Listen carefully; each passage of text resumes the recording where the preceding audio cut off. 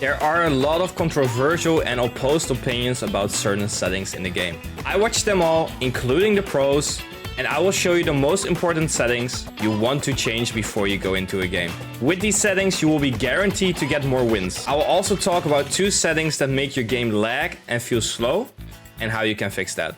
When you get onto the game, you want to go to the top left to settings. And first things first, you want to go to online settings, matchmaking options, and you want to turn off crossplay. This makes your game much smoother and less laggy. And if you're on console, you also don't risk playing against hackers. Then back out and go to settings, game settings. This account is completely fresh, so no settings have been changed at all in the past years. So every setting that you will see here will be the default by EA. And we're only going over the ones that you want to change from that default. So as you can see here with preset, you see default. Most likely you have custom standing here. For this video, the best way to do this is to press triangle or Y on Xbox and restore every setting to default. That way, everything is clean and you can follow this guide exactly. Then you want to set this to competitive, since every competitive online game will automatically have this preset. And as you can see, it grays out some of the settings, so we don't need to worry about those because they will always be that way.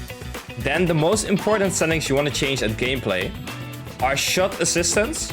This is one that has been talked about a lot. Standard is on assisted and that's where you want to keep it at. But right now there is also precision. And it does say that you have more accurate shots and faster ball speed. But it's very hard to master, and even most of the pros still have this on assisted. If I was you, keep it on assisted. Maybe later in the game, this might change a little bit. Timed finishing, you want to turn this on. And the only thing you need to do if you're not used to this is not spam the shoot button.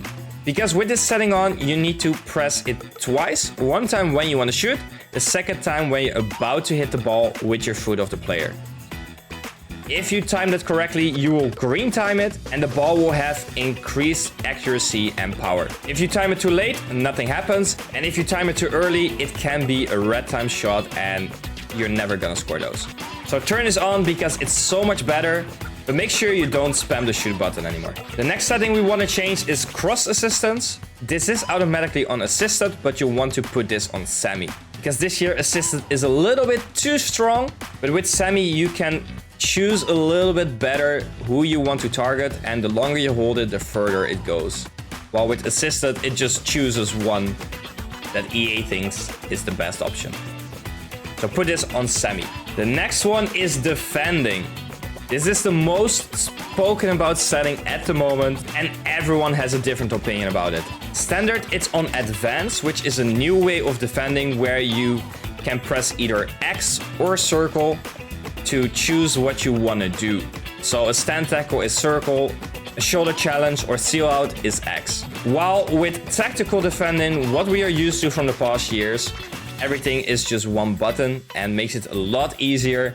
And this is the go-to setting.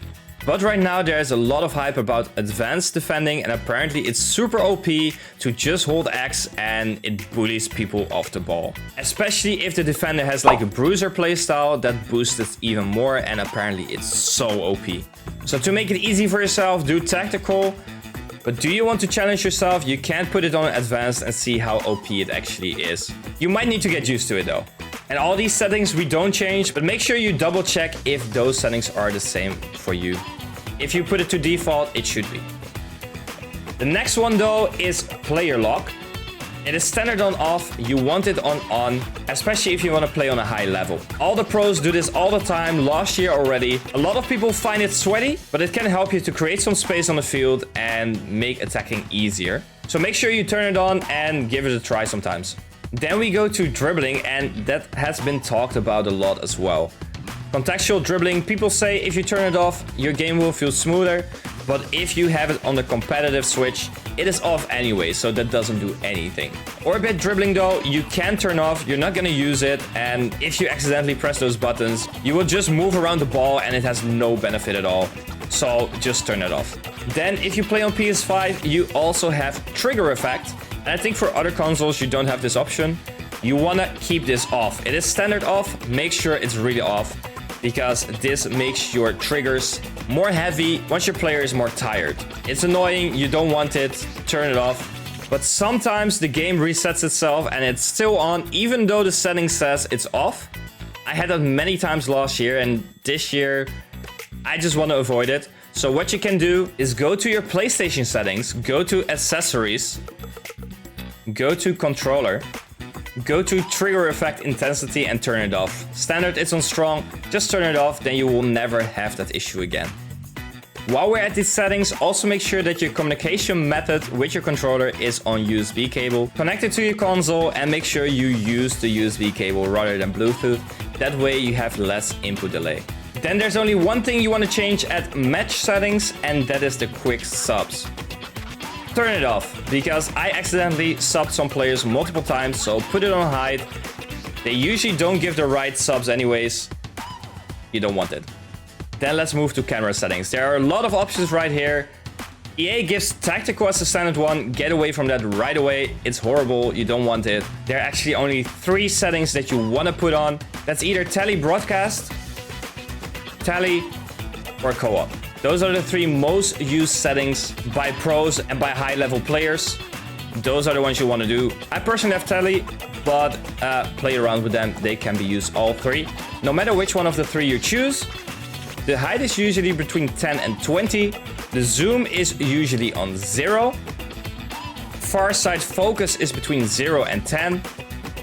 Ball tracking speed is on 0. It's something new. Keep it on 0. It's horrible. Penalty area zoom, also put that on 0. It's also horrible. And the Powershot Zoom, turn it off. It can just confuse you, so just turn it off. Finally, we head over to visuals. These are way more important than you think, so don't click off yet. First, we want to turn off the PlayStyles overhead indicators. It's something new and it looks exciting and it looks cool and it might be handy, but this causes the game to lag a lot. So you want to turn it off. Maybe EA fixes it at one point and then you can turn it on again, but for now, turn it off. I promise you, you won't have lag spikes anymore and it will be a lot better. Then next, player switch indicator. Also, turn this off because it shows 2 triangles, one to the player you could switch to and one of the player you are. Could be handy if you want to know where you can switch to with L1, but it confuses you more than it helps, so turn it off. Then hold to skip is an interesting one. This year it is turned on. This means if there's any cinematic effect, you need to hold to skip. It's like 2 or 3 seconds. Turn it off so you can just press 1 time and it will be skipped. And then we have an almost completely overlooked setting and not many people are mentioning it, the HUD. You want to put this on player name and indicator.